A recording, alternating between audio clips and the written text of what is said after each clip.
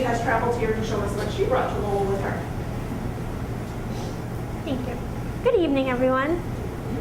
My name is Emily Adams, and I am 21 years old. I was born in 1810 in Candia, New Hampshire, and I am a Lowell mill girl. You'll excuse my cough. I have quite a cough tonight for some reason. I'm actually here today to speak with you all because the mill owners have asked me to. Now, people come from all over the world to see this great experiment, the city of Lowell. There's never been a city like it, they say. And so that's why you're all here, right, to experience it? Yes? Excellent. Well, they asked me to speak with you, but I don't really understand why you'd want to speak to just a worker like me, but I guess I will.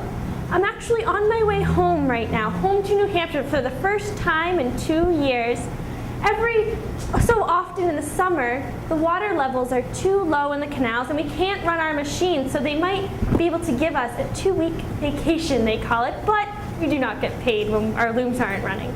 I'm very thrilled at the opportunity to go home, and I figured the best way that you could learn a little bit about me would be to go through some of my belongings in my bandbox and learn a little bit more about my life here in Lowell and what my life was like on the farm as well.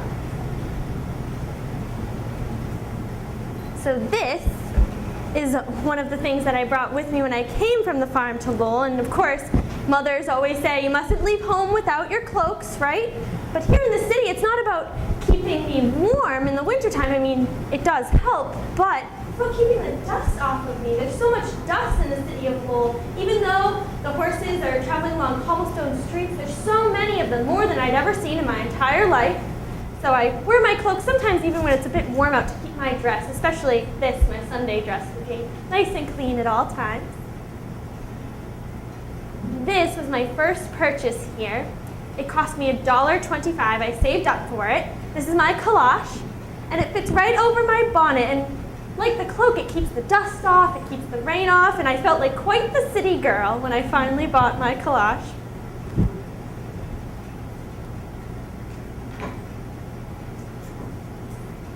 So these are some other things that I brought with me when I came to Lowell 2 years ago. This was my grandmother's, and my father gave it to me. It has a beautiful silver detail. It's my hairbrush. And this is my toothbrush that he made for me out of the pig bristles on the farm, and I use it every day. And then this is my looking glass. Now, I'm not a vain woman, but when you live in the city, you must look like a city girl, right? You don't want to look like someone who just came from the farm. So I check myself in my looking glass every morning, and sometimes before I go out at 7 p.m. every evening when I go out on the town, maybe I'm going window shopping, or when I go to a lecture, I like to look presentable, so I use my looking glass. Now this is what I'll be working on my train ride home. I'm actually able to take the train. The train just recently came to the city of Lowell, so I'm very excited to take it home to New Hampshire. I saved up for it. And this is my sampler. I know it's definitely a sampler because I have some holes in it, but I am practicing, of course, so that one day I might be able to impress someone, and maybe he might court me and we might get married. So working on my sampler. I'm sure all you ladies work on your sampler, or have worked before you were married. I miss my mother very much, and that's why I'm so excited to be able to go home to her. And we write to each other. Now, paper can be a bit expensive sometimes, so we write back and forth, and sometimes she'll write me back the other way after I've written her a letter. It's called cross-hatching. And sometimes I can't read the words, to be honest, but I know that they come from her heart and that she means them, and it doesn't matter what it says because she's just telling me how much she loves me and how proud of me she is and how much she misses me. And this is my most prized possession here. This is one of my family's Bibles. We were fortunate enough to have two. And this is how I learned how to read and write. I sat at the table with my mother and we would read the verses out loud and I would copy them down, and I'm very proud of the fact that I can read and write. And here in Lowell, I am so fortunate that I am able to be part of the lending library. I pay my 10 cents every month to be able to take out any book that I wish. So not just the Bible anymore. I can take out novels. Some of them are by a gentleman named Charles Dickens. It's rumored that he might be coming to Lowell soon. And I love to read very much. It's such a grand opportunity to be able to do that here in the city. Does anyone have any questions for me? What book are you reading now? Right now I'm reading Great Expectations by Mr. Dickens. Do you feel different than when you came to Lowell? I do. When I first came to Lowell, I was very overwhelmed. I felt terribly shy. Now, there's more people here than I could ever imagine in one place. So I felt very shy, but now I feel much more independent, much more like I can take on the world in a sort of way. I mean, I do want to get married someday, don't get me wrong, but I am very proud of the fact that I can live here in the city of Lowell with my spindle sisters and be able to work and earn a paycheck. Now, I am working because my brother, Jacob, got into college. He got into Dartmouth College, and he's going to become a lawyer. We're very proud of him. He's the smartest man I know, but we couldn't afford to just send him to school with just our farm's pay, so that's why I came to the city of Lowell. When the agents came originally 4 years ago, I was 16 years old, and apparently that's old enough to come here. It seems very young to me. And when they came, my parents said there's no way that we are sending our daughter there. But then 2 years later, when Jacob got into Dartmouth, time had come, and my mother convinced my father. My father did not want to let me go. You know how fathers can be. But I'm very glad of the opportunity. Anyone else have any questions for me? Where do you live here? So here, I was promised company housing in the boarding house. There are 8 of them right out in front. I'm sure you've seen them. And in the boarding house, there is a boarding house keeper, some sort of mother in a way, and she takes care of all of us. There's 40 of us in one section, and there's 3 sections in each boarding house, so there's very many girls here at the booth. I do share a room with Olive, Rebecca, and Anne, and I share a bed with Anne. And in our room, it's very tight quarters, but we make do, and we're only there to sleep. We don't really stay in our room other than to sleep. There's a parlor downstairs that we sit in, and we sew, we read. There's a piano there. So that's where I live, and it's provided by the corporation, but I don't see the money because it comes right out of my paycheck, 1/3 of it. So I make about $375 a week. $125 apparently goes to the boarding house. So I have about $250 a week that it goes into my account at Lowell Institution for Safety. How much do you send home? I send home $2 every week. So I try to send home $8 a month is my goal, and then 50 cents I keep for myself, and I save for different things like the lending library and my cloche I had to save up for a few months. I bought this dress last year after saving for very many months, but I feel like a city girl in it. Have any of your friends contracted the brown lung disease? Well, I'm not sure what you mean by brown lung. There are quite a few girls, including myself right now, that have this terrible racking cough that comes about. But they say once we go home for these couple weeks, we should be able to come back and feel much better. So that's part of the perk of going home right now. But Do you enjoy do your bunkmates enjoy reading and writing as much too? they do. Olive just learned how to read and write when she came to Lowell. We all sort of helped her learn, but many of us are able to read and write. There's a few that come from the farms that aren't able, but we always tried to help them out.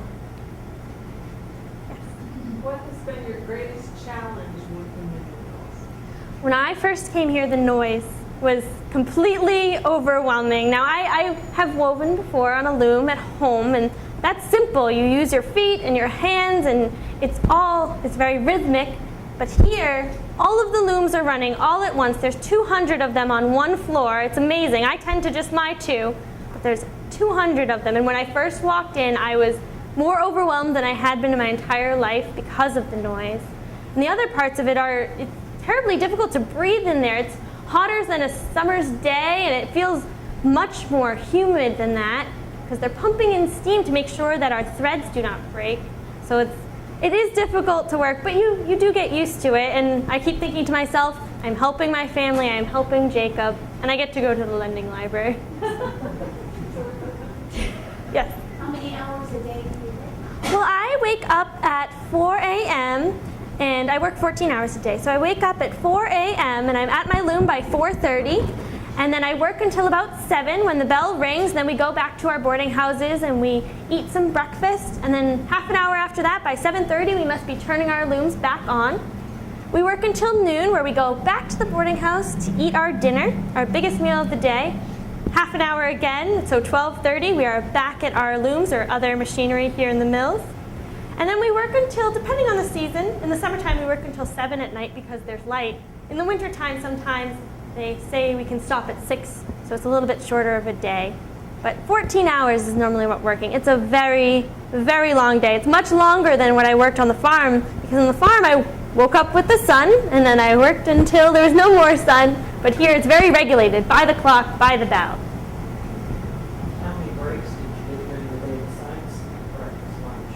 Oh, well, those are the only 2 breaks we have, and sometimes, of course, you need to take a break for some personal matters, and that's when you turn off your looms. Occasionally, we'll try to keep one loom running, and I'll try to watch Betsy's next to me or Mary on the other side, and we'll try to keep one loom running for them for those few minutes that they have to go take care of whatever they need to take care of. Have you had any sicknesses where you've had to go to the infirmary? I haven't. I've been very fortunate that I have not, but there have been girls on my floor that have gone to the hospital here, and mostly for sickness, occasionally for an injury from the looms or from the shuttles. But when they do go, they don't get paid for the time that they are not at their looms. But like when some girls have to go take care of other things, we try to keep one of their looms running. That way they are being paid a bit in order to help with the hospital bills.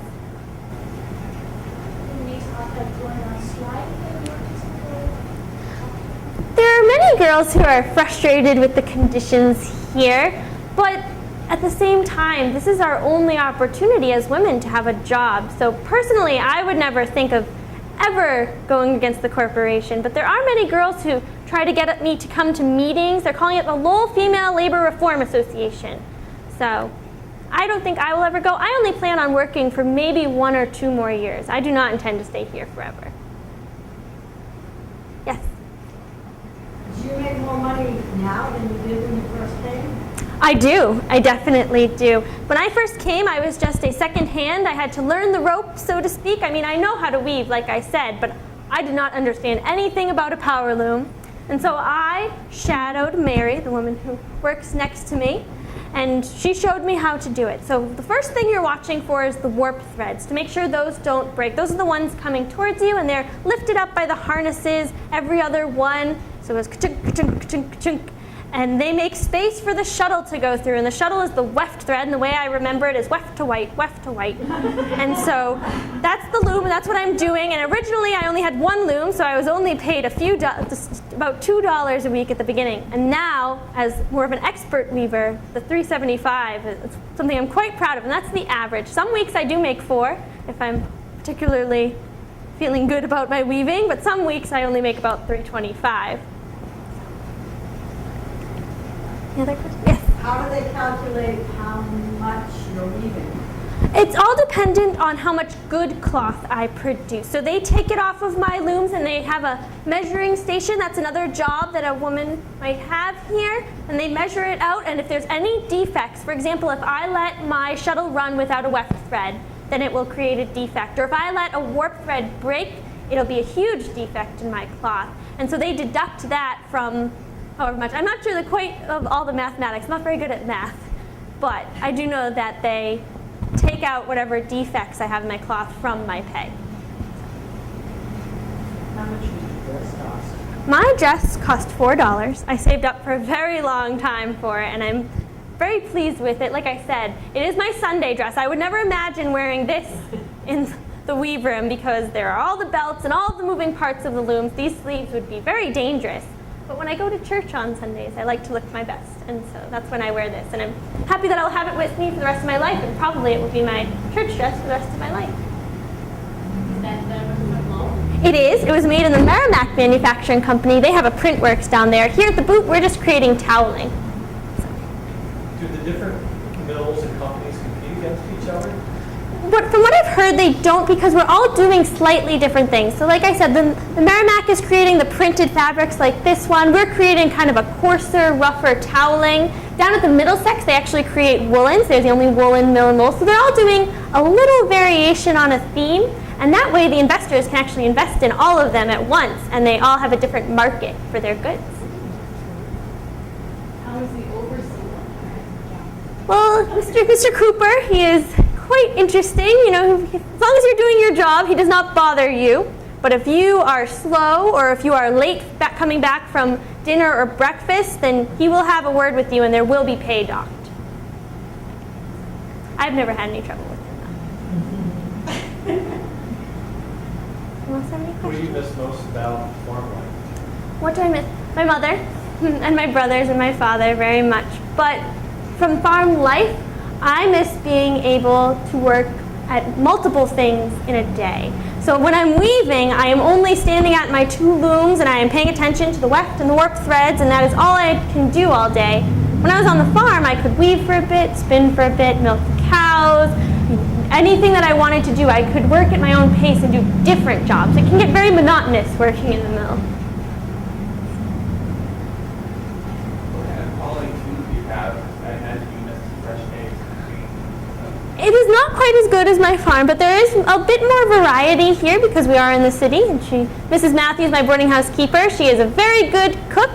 She has, excuse me, she has money that's given to her from the corporation, and she goes out and purchases the goods here in the city of Lowell. And it's not quite as good a quality, but it's more variety. And my favorite thing that she makes is apple pie for breakfast. Not quite as good as my mother's, but very delicious. Are there any young children working in the mill? So they don't do any of the weaving or the spinning, but there are some young girls that work as bobbin girls here. And what they're doing is downstairs on the 2nd floor, there's the spinning frames, and I work upstairs on the 5th floor with the looms. And what they have to do is take the full bobbins that have been spun in the spinning frames and bring them upstairs to us, and they hand them out to everyone, and then they take our empty ones and bring them back downstairs. They're only working about 15 minutes out of every hour, and then they go outside, and you can't hear them, but sometimes you can sort of make out their shadows in the courtyard. It's quite a ways up where I am. And they play out in the courtyard, and then after 45 minutes, they come and do the same thing every hour. There's also young gentlemen running around the city. Apparently, they are delivering messages between the control points in the canal system and the mills themselves. I don't really understand how it works, but that's the only way they can get messages around the city. Else have any questions? Speaking of gentlemen, are you allowed to walk out with young men and leave them? I definitely would be. I personally have not, because I hope to meet someone who would move back to New Hampshire with me. I do not want to stay in the city. I would like a farm of my own someday, but there are many girls who walk out with some engineers here in the city or some shopkeepers, and the only room they're allowed in the boarding house, however, is the parlor, so Mrs. Matthews can keep an eye on them when they're courting. Do any young men or boys work in the mills itself? Yep, so we have loom fixers, we have engineers, we have our overseers, of course, but the majority of the men working are actually in the carding room, because that's where the heavy lifting is done. They take the bales of cotton that have been ginned and they push it through the carding machine. It's a terribly, terribly dangerous job because you're feeding it into the machine. I'm just watching my machine and not really putting my hands when it's working. It's a very dangerous job from what I hear. That's where the gentlemen mostly work, is in the carding room, in the 1st floor. If you get married, would you have to give up your job here? Yes, I would not work here. It's only women that are unmarried that are working here. A husband would take care of me. Now, of course, if I wanted to have a job, maybe I could become a teacher, but I don't think that I would work in the mills if I was married. None of the girls in the boarding houses are, and you have to live in the boarding houses if you have a company contract. Well, I hate to stop this great conversation here, but we need to move on to our next activity. Thank you, Emily. Yeah.